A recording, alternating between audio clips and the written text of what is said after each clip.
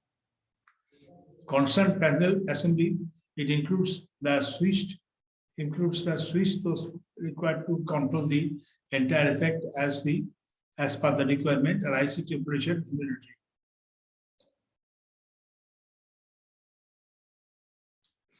The velocity of the air passing over the coil is measured by digital anemometer. We have one single phase energy meter to measure power consumed by the pressure. A pressure gauge to measure pressure of the discharge side. Compound vacuum gauge to measure the pressure at the suction side. A digital thermometer to measure the temperature at various places.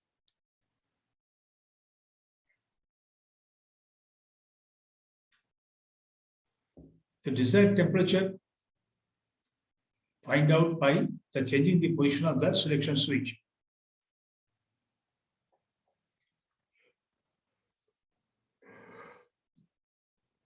Next comes the sensible cooling.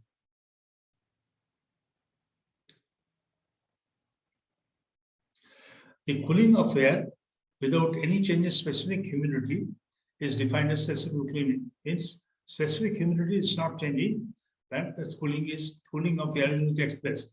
Thus, the temperature of the air TD1 passes over a cooling coil of the temperature TD3. It is apparent the temperature they are leaving the cooling coil to be more than TD3. The heat rejected by the coil air entering suitable sensible cooling may be obtained by the psychometric chart by the enthalpy difference H1, H2 minus H1. It is a psychometric chart which is shown partly where the abscissa is arrival temperature and the coordinate is grams of moisture or specific humidity or grams of moisture per kg of dry air, and we have having the wet bulb temperature or saturation line, vapor line here on this side, and the enthalpy scale is also there, and the sensitive rate ratio somewhere is given. And there are other lines like lines of constant enthalpy, which is drawing from 92 the vertical to this enthalpy line. Volume per kg of dry air is a specific the capacity of the dry of the moisture.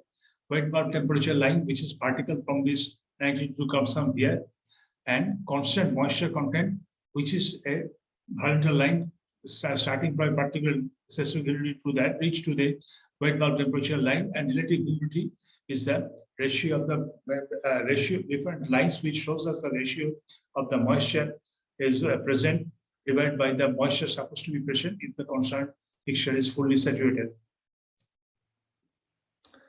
Now, the specific humidity mass of water developed per kg of water vapor expressed in kg in grams per kg of dry air remains constant.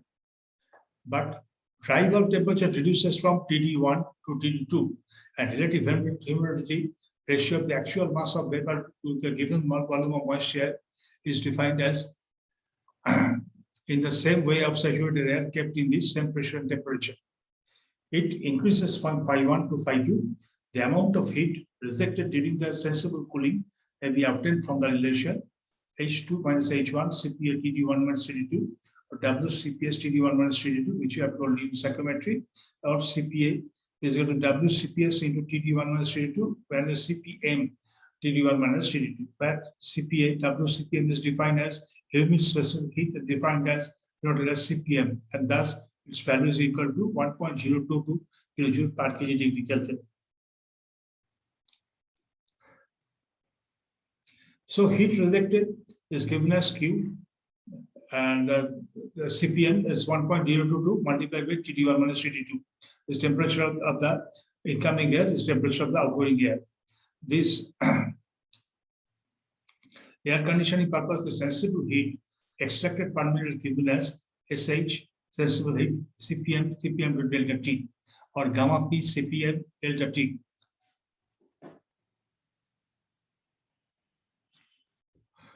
So why is the ratio of heat, dry air flowing cubic meter per minute, and rho is the density of moisture at 20 degrees centigrade and 50% relative humidity. Is equal to 1.2 kg per cubic meter of dry air. So CPM, humid specific heat, of moisture 1.022 kilojoule per kg. At delta T, difference between dry bulb temperature entering and condition and air leaving at in degree centigrade. The subsequent developed PM CPM in the above equation, we get sensible heat is equal to gamma into 1.2 into 1.2 to delta T, or becomes 1. Sensible heat 0.002 into gamma into delta T kilojoule per kg or kilowatt.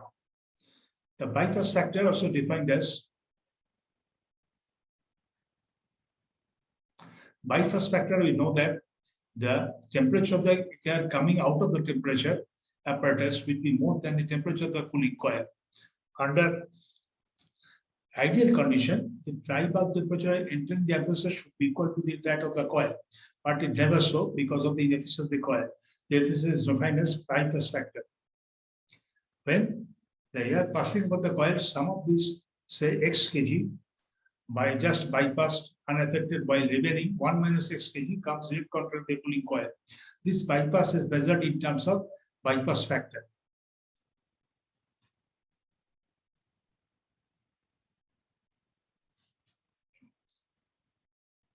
The balancing of enthalpy get x CPM TD1, the 1 minus x CPM TD3, 1 minus CPM TD2. Thus, x is equal to TDM, TD2 minus TD3 divided by 1 minus TD1 minus TD3.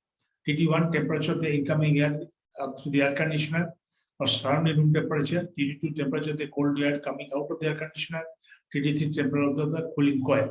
X is for the diaphragm factor and is defined as ppf.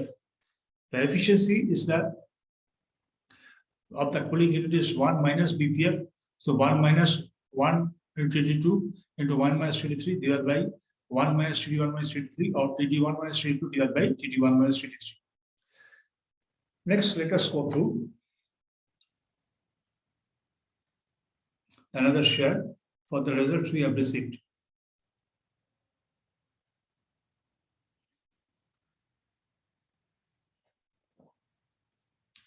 Here we have four different sets of air conditioning system, refrigeration system. We are doing more or less the same operation. We are collecting the temperatures at different points. We are converting into the efficiency in COP and calculating the efficiency of COP. But we are doing it like this. Say vapor compression cycles testing. The initial kilowatt was said at the beginning of the experiment was 1.1. At the final kilowatt, it is 1.3. The duration, it takes around 2 to 5 hours. Initial high pressure side was 12, and final high pressure also becomes same. And low pressure side initially was 1 and becomes breakdown as 7 MPa in kg per centimeter square. Now there are different temperatures are placed into temperature centers at different portion.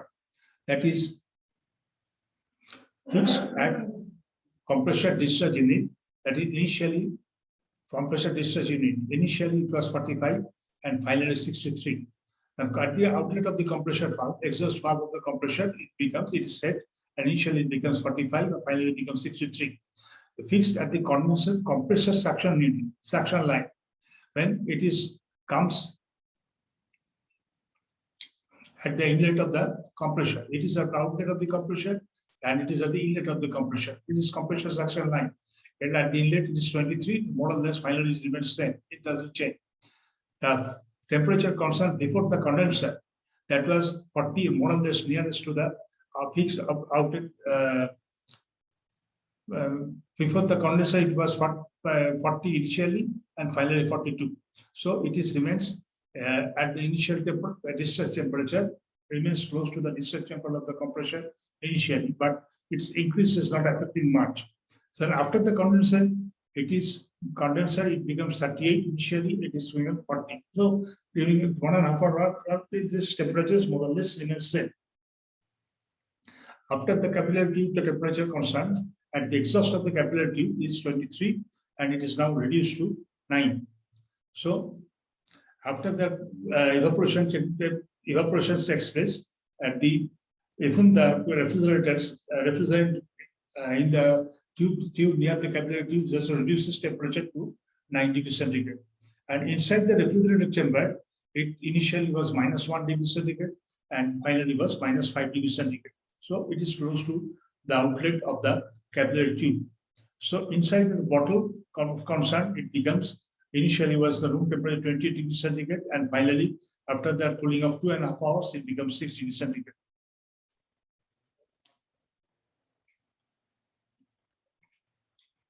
Now, the condenser fin and type natural cooled system.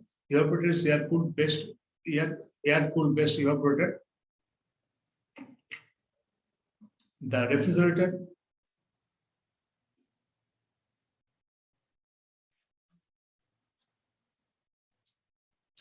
is 134 N. The mass of the water kept inside the bottle, kept inside the evaporator,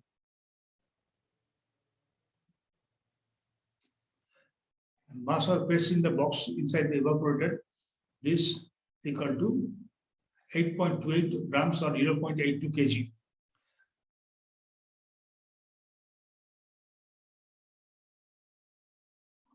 The mass flow rate of the evaporator is 6 kg or 0.85. The COP of the plant is MCP delta T, duration of the power inside the power input in kg, and COP of the plant as COP of the cycle is T1 minus T6, duration of the power input in kg. T1 is here and T6 is here. So specific heat of water CP 1.18 and specific heat of refrigerant is equal to 1.26 kilojoule. As difference in temperature of the water in the bottle kept in the evaporator is 160 reference in temperature initial to final is equal to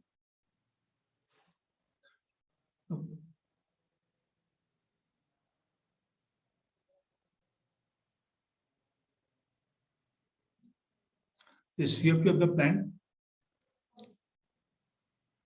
Thus, the COP of the plant becomes 165. The tonnage of the capacity is 1.44. Then, refrigeration constant in the refrigeration test rigs.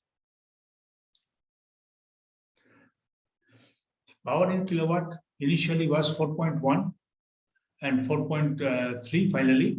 Radiation 1.25.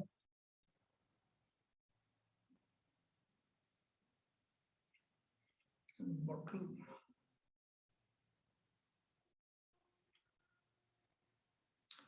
L30.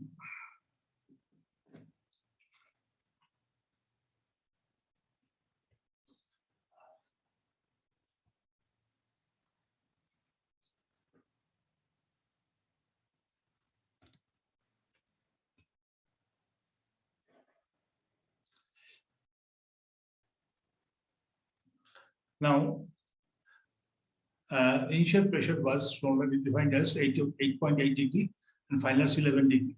And low pressure initially was this 5.7, finally 7.8. The temperature, first of all, inside the chamber, initially 32, finally 0 degree centigrade. Fixed at the compressor in charge discharge line is 42, and initially finally was 57. Fixed at the compressor suction line initially at 20, compressor suction line initially 20, finally was 10. Before the condenser 42 finally, and finally is 55. Temperature at condenser, temperature after condenser is 40, finally is 40. You understand? So fixed after capillary 29 degrees centigrade and finally is 97 degrees centigrade. Fixed at evaporator is 26 minus 1 degree.